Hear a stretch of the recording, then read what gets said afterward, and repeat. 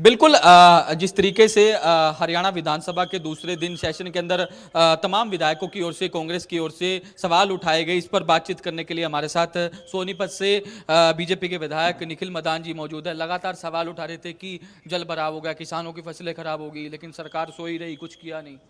आज भारतीय जनता पार्टी की सरकार बहुत गंभीर तरीके से जो जल भराव हुआ और जो जल भराव होता था कांग्रेस के समय में, उसके आंकड़े और आज के आंकड़े, उससे कितनी घटोती हुई जल भराव के अंदर, वो आज हमने सदन में रखे। और सदन के अंदर जितने भी एकड़ के अंदर हमारा जल भराव हुआ वो नंबर्स के साथ रखा गया। और आज सरकार पूरी गंभीर है किस तरीके हम उसको आगे आने वाले समय में और कम करें, और जिन किसानों का नुकसान हुआ है, जो अभी तक अपना ऑनलाइन दर्ज करवा चुके हैं, उनको मुआवजा भी देने के लिए सरकार तैयार है। सरकार का पोर्टल खुला हुआ है, पोर्टल के ऊपर जैसे जैसे रजिस्ट्रेशन होती जा रही हैं, वैसे वैसे जो सरकारी कानूनी प्रक्रिया है उसको पूरा करके उनको आगे मुआवजा दिया जाए। इंडस्ट्री से जुड़ा भी एक बिल जो है वो पास किया गया है, जिस पर कांग्रेस ने हल्ला किया। मैं धन्यवाद करता हूं हमारे मुख्यमंत्री नायब सिंह सैनी जी का, जो एक ऐसा बिल लेकर आए जो इंडस्ट्रीज़ हमारे क्षेत्र के अंदर या पूरे प्रदेश के अंदर जो अनऑथोराइज थी, उनको एक लीगल करने के लिए, उन इंडस्ट्रीज़ को लीगल करने के लिए एक नई पॉलिसी बनाई, नया बिल बनाया, और जिसके ऊपर आज विपक्ष एक बहुत घिनौनी और बहुत ही छोटी राजनीति कर रहा था। आज मैं समझता हूँ इतने लाखों व्यापारी, ऐसे स्मॉल स्केल इंडस्ट्रीज जिनको इससे फ़ायदा होगा, जिनकी इंडस्ट्री ज़्यादा अनअप्रूव्ड में थी, वो अप्रूव्ड में आएंगे, जो उनको सुविधाएं मिलेंगी। और मैं समझता हूँ जो इसके अंदर एमएसएमई के लोग आते हैं, स्मॉल स्केल बिजनेस वाले लोग ऐसे आते हैं, तो आज सरकार एक अच्छी पॉलिसी लेकर आ रही है, तो उसका मैं समझता हूँ सर्वसम्मति से स्वागत करना चाहिए। और ऐसी पॉलिसी, और सबसे बड़ी बात, सरकार ने आज से जो 10 साल पहले की इंडस्ट्रीज लगी थी, जो कांग्रेस के राज में इंडस्ट्रीज लगी थी, उनके लिए पॉलिसी लेकर आ रही है कि भी किसी तरीके उनको अप्रूव करें, उनको सुविधाएं दें और उनको प्रॉपर तरीके से हरियाणा में काम करने की परमिशन दें।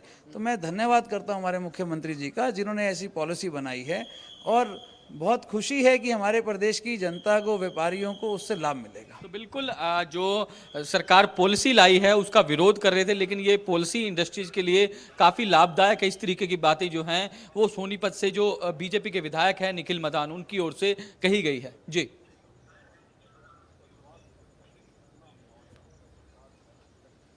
तो साहिल, यहाँ पर जिस तरीके से कल एक बेहद ही खास दिन रहने वाला है, मॉनसून सेशन का तीसरा दिन रहेगा, और ब्यूरो चीफ दीपक ने भी बताया है कि इस तरीके से कल कानून व्यवस्था पर बात की जाएगी। कानून व्यवस्था एक प्राइम फोकस रहने वाला है।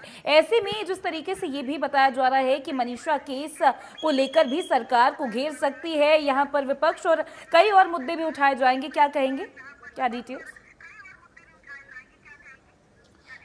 बिल्कुल जिस तरीके से शुरुआती तौर पर जब सदन शुरू हुआ था तो कांग्रेस की ओर से काम रोको प्रस्ताव लाया गया था, जिसमें साफ तौर पर कहना था कि सभी काम छोड़कर जो है वो काम रोको प्रस्ताव जो है वो लाया जाए, क्योंकि हरियाणा में लॉ एंड ऑर्डर की स्थिति ठीक नहीं है। तो इस पर लेकर कांग्रेस की ओर से काफ़ी हल्ला किया गया। यही कारण रहा कि 6 बार सदन की कार्रवाई जो है वो स्थगित करनी पड़ी। उसके बाद लास्ट में जब स्पीकर की ओर से सर्वदलीय बैठक बुलाई गई, जिसमें तमाम जो लीडर मौजूद थे, चाहे वो मुख्यमंत्री नायब सिंह सैनी की बात की जाए, पूर्व मुख्यमंत्री भूपेंद्र सिंह हुड्डा की बात की जाए, या फिर इनेलो से अर्जुन चौटाला की बात की जाए, और भी तमाम जो दलों के नेता थे वो मौजूद थे। उसके बाद तय हुआ कि इस पर चर्चा जो है वो मंगलवार को की जाएगी। तो वैसे में कल जो है लॉ एंड ऑर्डर को लेकर कांग्रेस जो है वो सरकार को घेरने का काम कर सकती है, लेकिन इसकी तैयारी जो है वो भारतीय जनता पार्टी की ओर से भी कर ली गई है। फिलहाल अभी सेशन के अंदर मुख्यमंत्री मौजूद है, विधानसभा कक्ष के अंदर मौजूद है। कल को लेकर ब्रीफिंग की जा रही है, कल किस तरीके से जवाब दिए जाने हैं, तमाम मंत्री भी वहां मौजूद है। किस तरीके से अगर विपक्ष हल्ला करता है लॉ एंड ऑर्डर को लेकर, तो एक एक तमाम आंकड़ों के साथ किस तरीके से जवाब दिया जाना है, इसको लेकर रणनीति जो है वो भारतीय जनता पार्टी की ओर से तैयार की जा रही है। तो साफ तौर पर कल कहीं ना कहीं लॉ एंड ऑर्डर को लेकर फिर से हंगामा जो है वो देखने को मिल सकता है, क्योंकि शुरुआती तौर में जब सदन शुरू हुआ था 22 अगस्त को, तब जो है वो तमाम मुद्दों को लेकर जो है विपक्ष की ओर से हल्ला किया गया था। उनका साफ तौर पर कहना था कि हरियाणा में लॉ एंड ऑर्डर की स्थिति ठीक नहीं है, इसको लेकर काम रोको प्रस्ताव लाया जाए। तो कांग्रेस के तमाम विधायक जो है तख्तियां लेकर अंदर पहुंच गए थे। बेटी बचाओ बेटी पढ़ाओ के स्लोगन लगा हुआ था, तो काफी नारेबाजी जो है उनकी ओर से की गई थी। कल का समय रखा गया, कल लॉ एंड ऑर्डर को लेकर चर्चा होगी, किस तरीके की चर्चा होगी, क्या जवाब दिए जाते हैं, ये तो देखने वाली बात होगी। कल सुबह सदन की कार्रवाई जो है वो 11 बजे शुरू होगी। उससे पहले कांग्रेस विधायकों के साथ बैठक करने का काम मुख्यमंत्री की ओर जी। से किया जाएगा और कांग्रेस के तमाम जी, विधायक साहिल। जो हैं वो भी रणनीति बनाएंगे। बीजेपी की अलग बैठक है, बीजेपी की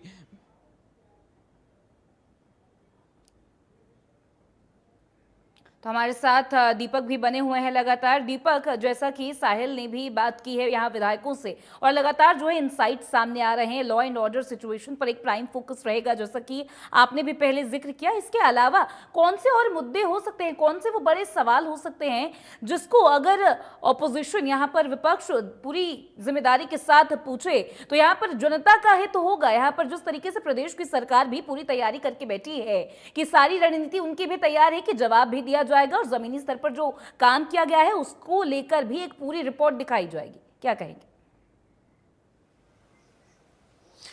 जी बिल्कुल, हालांकि कल की अगर बात की जाए तो कानून व्यवस्था को लेकर चर्चा की जानी है, लेकिन उसके अलावा अगर बात की जाए तो जिस तरीके से विपक्ष लगातार तैयारी कर रहा है, विपक्ष तैयारी कर रहा है कि किस तरीके से सरकार पर निशाना साधना है। चाहे वो अगर बात करें हाल ही में जिस तरीके के मामले सामने आए गुरुग्राम के अंदर, चाहे वो फाजिलपुरिया का मामला था, एलवी यादव, इस तरह के सेलिब्रिटीज के मामले थे, या फिर इसके अलावा अगर बात की जाए मनीषा का जो मौत का मामला था, हालांकि उस मामले में अब जो तथ्य रखे गए कि वो सुसाइड मामला था, लेकिन फिलहाल ऐसे ही कई मामले हैं जिसको लेकर कानून व्यवस्था की बात विपक्ष लगातार कर रहा है, उसको लेकर के पूरी तैयारी करके विपक्ष यहाँ पर आ रहा है। लेकिन साथ साथ नशे का मुद्दा उठाने की बात भी विपक्ष के द्वारा की जा रही थी। और इसी कड़ी में एक बात बताना चाहेंगे, कल का दिन एक ऐसा भी रहेगा विधानसभा में जब विधानसभा अध्यक्ष की तरफ से कहा गया है कि कल तमाम विधायकों से एक बात कही गई, अपील की गई है कि नशे के लिए, नशे का जो खिलाफ जो लोगों को जागरूकता लाए, नशे के विरुद्ध जो लोगों को जागरूक किया जा सके, कि संदेश दिया जा सके कि नशे को खत्म करना, तो उसको लेकर के जो तमाम विधायक हैं वो या तो साइकिलों से आएंगे या ई व्हीकल से जो है वो विधानसभा में आएंगे। ये एक हरियाणा सरकार अपनी तरफ तैयारी करे। लेकिन फिलहाल अगर बात की जाए, एक तरफ जहां विपक्ष तैयारी कर रहा है कि कैसे क्राइम को लेकर, अपराध को लेकर, नशे को लेकर के सरकार पर निशाना साधना, तो वहीं सरकार की तरफ से भी तमाम तैयारियां, तमाम जवाब तैयार किए जा रहे हैं। जैसे कि हम बात कर रहे थे अभी, साहिल बता रहे थे कि मुख्यमंत्री क्योंकि अभी भी विधानसभा में ही मौजूद हैं, यहाँ पर अपने कार्यालय में मौजूद हैं, विधानसभा अध्यक्ष भी हैं, उनके साथ में तमाम मंत्री भी हैं, चर्चा रणनीति उनकी तरफ से भी बनाई जा रही है कि किस तरीके जो मुद्दे आए हैं उसको लेकर क्या कुछ जवाब रहने वाला है। और लगातार इससे पहले भी चर्चाएं की जाती हैं, कल सुबह भी बैठक रहेगी, उससे पहले विधानसभा सत्र शुरू होने से पहले। तो लगातार आज की अगर बात की जाए तो मॉनसून सत्र का दूसरा दिन आज का रहा। दूसरे दिन में यहाँ पर अगर बात की जाए, शुरुआत में जरूर कुछ विरोध रहा था, लेकिन उसके बाद छोटी मोटी नोकझोंक के बाद पूरे सत्र की बात की जाए तो सामान्य से रहा। हालांकि आज के दिन पोर्टल का मुद्दा उठा, यहाँ पर सीटी को लेकर के मुद्दा यहाँ पर उठाया गया, जल भराव जो है किसानों को मुआवजा, उसको लेकर के पोर्टल का मुद्दा उठा था, उसको लेकर के कुछ कहीं ना कहीं नोकझोंक रही। लेकिन कुल मिलाकर के आज के दिन अगर बात की जाए तो हरियाणा की विधानसभा में मॉनसून सत्र का आज का दूसरा दिन था, जिसमें तमाम मुद्दों के बीच सीटी, जल भराव, इन मुद्दों के बाद अब कल तक के लिए विधानसभा जो है स्थगित कर दी गई है। कल सुबह 11 बजे एक बार फिर चर्चा होगी। सबकी निगाहें यहाँ पर कल के दिन के लिए टिकी हुई हैं। जिस तरीके से मॉनसून सेशन में क्या कुछ कल डिस्कस होता है, क्या कुछ सवाल उठाए जाएंगे और सत्ता पक्ष किस तरीके से जवाब देगा, इसी को लेकर यहाँ सबकी निगाहें यहाँ पर टिकी हुई हैं। मॉनसून सत्र का ये दूसरा दिन था। हमारे साथ हमारे सहयोगी साहिल जिन्होंने जानकारी दी, इसके अलावा ब्यूरो चीफ दीपक ने भी पूरी जानकारी दी है। यहाँ पर मॉनसून सत्र के दूसरे दिन की कार्यवाही जो है स्थगित कर दी गई है और 11 बजे तक के लिए स्थगित है। तो यहाँ पर साहिल, क्या कुछ और जानकारी, क्या कुछ और लोगों से यहाँ बातचीत हो पाई है? बिल्कुल, हरियाणा के डीजीपी शत्रुजीत कपूर और एडीजीपी लॉ एंड ऑर्डर जो है फिलहाल हरियाणा विधानसभा के अंदर पहुंच चुके हैं, क्योंकि कल लॉ एंड ऑर्डर को लेकर जो है चर्चा की जानी है। उससे पहले तमाम आंकड़े जो है वो सरकार के समक्ष जो है पेश करने का काम जो है वो किया जाएगा। अभी फिलहाल जस्ट जो है हरियाणा के डीजीपी शत्रुजीत कपूर और इसके अलावा एडीजीपी लॉ एंड ऑर्डर भी जो है वो विधानसभा पहुंच चुके हैं, क्योंकि शुरुआती तौर पर कल लॉ एंड ऑर्डर को लेकर चर्चा की जानी है। तो ऐसे में जो ओपोजिशन है वो सवाल उठाए, उससे पहले आंकड़ों के साथ जवाब जो है वो सरकार की ओर से जवाब देने का काम जो है वो किया जाएगा। इसी को लेकर जो है तमाम पुलिस के बड़े अधिकारी विधानसभा के अंदर पहुंच चुके हैं, क्योंकि ब्रीफिंग जो है वो अंदर चल रही है। लॉ एंड ऑर्डर को लेकर तमाम जानकारी जो है उनकी ओर से दी जाएगी, चाहे वो मनीषा का केस हो। मनीषा केस मामले में जिस तरीके से लगातार ओपोजिशन की ओर से सवाल उठाए जा रहे थे कि ये मामला कुछ और है और सरकार इसे कुछ और बता रही है, यही कारण था कि सरकार की ओर से इस मामले में सीबीआई जांच करवाने के आदेश दिए। 3 बार पोस्टमार्टम हुआ, खुद डीजीपी जो है वो वहां मौजूद थे, लगातार जो है वो इस पूरे मामले पर नजर बनाए हुए थे।